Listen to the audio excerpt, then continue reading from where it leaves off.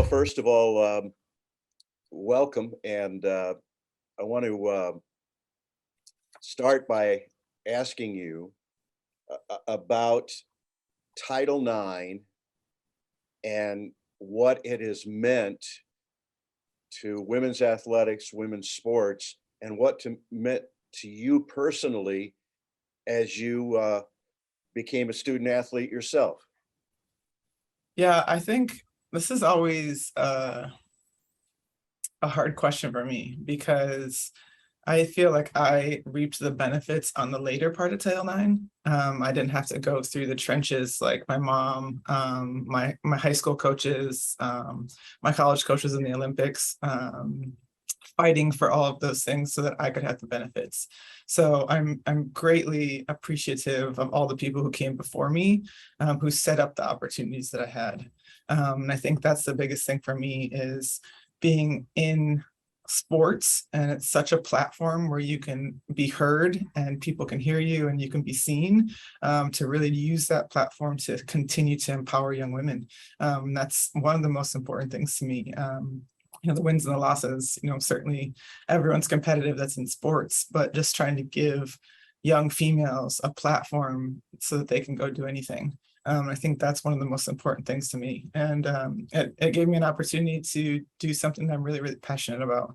And I think this anniversary has definitely continued to open people's eyes that we still are in a place that's great, that we have opportunities, but that we can continue to do work, that we can continue to give female opportunities to use their platform, use their voices, to be heard, to make changes, and to continue to develop future leaders. No, I think that's incredible, Carol, and we certainly have reaped the benefits, all of us, of those that have gone before us, but particularly in Title IX, just as you stated, that women are able to get opportunities that their predecessors didn't. And it's very significant. And that's why I'm really glad that we are recognizing the 50th anniversary of Title IX, just so we can remember back on what has been done and by who that has allowed these opportunities to come to fruition. And then we can just talk about moving forward, because obviously there's still a lot of work to be done. Recently, we had a conversation with Andrea Gorski, and she spoke of a lot of the same things that you're talking about right now. And we talked about her team qualifying for the NCAA tournament and win the conference tournament in the Missouri Valley Conference, the first time it's ever happened in women's basketball. And we obviously hung that banner up at Renaissance Coliseum, but we've had another first. And that first occurred in volleyball under your leadership, where the first ever banner was raised at Renaissance Coliseum when your team qualified for postseason competition. And that was really a special moment in the history of not just women's sports at Bradley, but just Bradley athletics in general, to finally have a banner in Renaissance Coliseum, in the venue where we have volleyball, women's basketball compete. And so first of all, thank you very much for that, because I can remember that year. I can remember the postseason games like it was yesterday. I remember me being in the locker room, giving the team that pregame pep talk. And I'm just grateful that you allowed me to have that experience with your team, because there are moments that we have that are special, and we realize it later that they were special moments. I felt at that time that was special. It felt different for me, because I couldn't recall, obviously, women's volleyball or women's basketball ever competing in postseason, which they hadn't up to that point. But it felt like, man, this is different. And so talk with us, if you would, just about the feeling you had with your team during that time. And then also talk a little bit about what participation in sports has done for young women who you've coached personally. Yeah, I think the reason that moment was so special is because we had just been in such a place of like status quo. Like, it felt like we have sports and we're supposed to be here because we have a sports team. Like it kind of felt like that when we were going through the motions when we first started or when we took over. Like, we have a volleyball team and we have this great facility. And it was like the girls are like, that's all we got. And I was like, totally not true. Like, so it was just really about empowering them. And I think the biggest lesson that I learned that I'll always carry with me is that we had to continue to re-recruit them every year. The players in our program, showing them how they could change, showing them how their hard work and how the process was paying off. So when we got to that moment, it was like everything that I was saying actually was true. So it was like 4 years of me preaching this to some of these players that were on the team when they're freshmen or when they came in with the previous coach, and it had all come to this point. And it was like, all right, like, you're right. Like you were telling us the truth. Like we really believe you now. We believed you, but we weren't really sure. And then when we got to that moment, and it was at Iowa State. And so it was such a championship environment and a championship feeling that they really felt like, all right, like we've made it, all this hard work, what we've put in, what we've sacrificed, because obviously it is a sacrifice to some other things. And I was demanding and pushing them because I wanted them to feel what I felt when I was a player. And I think there's nothing like it. It's really kind of hard for people who haven't been in those situations to understand it. So I'm certainly glad that you surprised them in the locker room and came in and kind of pumped us up. You're always our hype man, jumping on the bus and before or after games. And so I think they really appreciated that support. And I think that's the biggest thing, is all that support and all that we put into the program leading up to that moment was just phenomenal. And I think what I always want the players to understand, and any player that I coach, is we want to be very, very prideful, but not cocky. So for us, it's when someone's walking down the street or someone says, hey, oh, you play volleyball at Bradley, or you play volleyball at X school. They always are asking, like, are you guys good? Or how is your team? And I really wanted our players to have that confidence, because I think confidence is going to just catapult them to be able to do whatever they want to do. So if you have to say, oh, we're not very good, or we're trying, or like whatever you say, it directly speaks to who you are. And I wanted them to just be confident in saying, yes, we're good. Yes, our team is great. If you don't know about us, you should look us up. You should come watch a game. So I just want them to have that pride for Bradley, for a program, for the institution, and be able to just pay that forward as they move forward and get into positions like this where they can show somebody what it means to have pride, what it means to accomplish something. So I think that was the biggest thing that I was thinking of in that moment as it was all culminating. And then we made a nice little run there. So it was fun. When you think about your time at Bradley, and you know how special you are to me, and grateful that we continue to communicate, and I would always tell you while you were here that I was president of the Carol fan club, and I still am. All right. But can you talk a little bit about, as it relates to women's participation in sport? Because you said something that I've always believed that sport provides, but I don't think it's talked about enough. And you talked about confidence.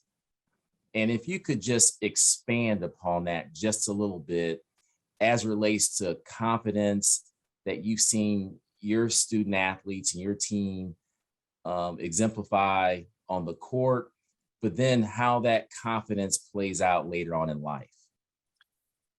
Yeah, I mean, so for me, I'll take it a step back. You said you're the president of my fan club. And one of the reasons why I believe that is when I was going through the hiring process, and it was a 3-year process. When I was an assistant, I was going for head jobs that I felt like were great for me and my family.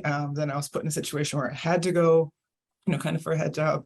And one thing I will never forget is every single job that either I passed on or that didn't feel like they were the job for me, or, vice versa, they hired a male coach. And it really didn't irritate me as I was going through it, until I looked back and I was like, man, like those people didn't believe in me. And then I was like, you know what? No, you're ready. You know what you're doing. Someone's going to believe in you. When they give you a chance, you're going to go get after it.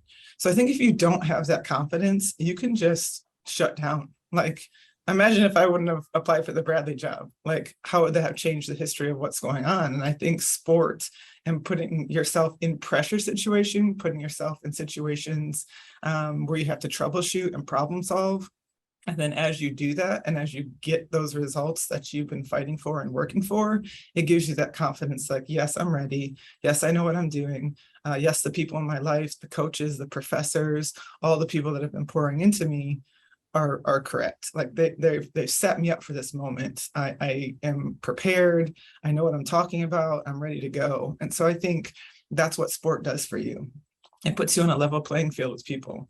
And yes, some people have these resources and some people have these resources, but when you're on the court, it's, are you ready to execute or are you not? Have you prepared yourself for this moment or have you not? And so I think that's when we talk about you being confident in your training. So in our gym, we talk about that process is you're going to be confident in the training. And then when you go play, we either execute on that day or we don't. And that's what it's about. It's not about this person's better than you or that person's better than you. It's, can we execute on that day because we're prepared? And I think all of those little things build into your confidence, how you portray yourself. And that is the biggest thing that I want my athletes to understand. That's something that will help them for the rest of their lives, no matter what path they choose, whether it's coaching, whether it's a CEO, a doctor, a lawyer, a teacher, that confidence of that they're prepared, they know what they're doing and they've set themselves up for this moment is really, really important. No, it's powerful. Lastly, and then I'm gonna kick it off to Dave to wrap us up with either a question or a comment or both. I just want to say thank you for everything that you have given to Bradley University, Bradley Athletics, Bradley Volleyball. I remember vividly the week that you were packing up and leaving Bradley and made the decision to go back to Texas, go back to the institution where you once worked, where you and Matt, the state where you and Matt were married, and the city where you all were married. And man, that day was hard. However, when I woke up the next morning, I thought to myself how happy I was for you. And if it was hard for me, it was just because I knew I was going to miss you. I still miss you, but am really happy for you, your family, your boys. I feel like they're my boys too. I would see them all the time, right? And so definitely stay in touch, and really excited for you and your family. Know you're going to do big things down there, and we're going to be following closely. But lastly, I'll just say, and you know this already just from this conversation, that you have made a profound and long-lasting impact on Bradley Athletics, Bradley Volleyball, women's sports here at Bradley University. And for that, I just simply say, thank you, Carol. I know how hard you work.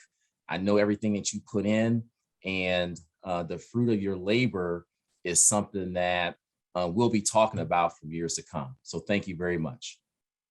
Well, I appreciate that. I mean, it's definitely echoed. I wouldn't have been able to do things without the staff and the support that we had there. We were treated like rock stars. We were treated like a premier sport. We wanted to be successful, but all of the things that we got to do because of your guys' support. And, you guys gave me my first shot. You guys believed in me. We talked about that a little bit. That's something that I'll never forget. It definitely catapulted me and gave me a little chip on my shoulder when I was coming in there to do what we did. And I think that's what drives me every single day is the student athletes with the people that believe in the vision that we're trying to implement. And I think that's really, really important. I think the athletes at Bradley are lucky because of that. So I'm grateful for my first shot. And if I could have picked up Bradley and put it in Texas, I certainly would have, because the people are what makes a place. And I truly believe that. And so definitely UTSA has some big shoes to fill as far as the people go. And I'll just jump in here real quick before Dave speaks. We're really excited about Alicia, right? I mean, she is going to be a rock star too. She is an amazing volleyball coach for us. And what you did allowed us to go out and attract somebody like her. And what she's already doing with our volleyball program and filling in and replacing you, I already see how we're moving forward. But to be able to recruit somebody of her caliber, having won 2 national championships on the junior college level, I mean, that's hard to do, extremely hard to do back to back. But your success, everything you did helped set us up and put us in a place where this was an attractive job. And the candidate pool was extraordinary. And for us to be able to land Alicia, in large part, had everything to do with everything you did in terms of laying a great foundation. Well, I appreciate that. It's exciting, and we're excited to watch, Bradley Volleyball continue to take off, and just grateful we can be, a little part of that legacy. Finally, I noticed this last year when the alums came back and they saw the atmosphere and the way things were done with that team looking on. It reminded me of the relationships that you make, and what makes college athletics so great is they felt like they were a part of it. And the success that you have built, those are memories that will last forever. And that's what Title IX has help make lifetime relationships with those young women. And that fraternity, sorority will last forever. And that's one of the great things about sports and athletics. And you had to feel that as well. Yeah, I mean, I'm a product of what I know. I went far away for school, and my team became my family. My teammates' family became my family. My head coach and my associate head coach, they were married. So certainly it was a family atmosphere for me. And I knew when I became a head coach, I wanted that to be the feeling. Not that things are perfect, and not that you always get your way and it's all love and roses. There's hard times, there's hard conversations, but at the end of the day, in a family, you always go back. You fight with your sister, you're going to go back and talk to your sister. You get in trouble by your parents, they're still your parents. Like that is just something that's ingrained into me deep.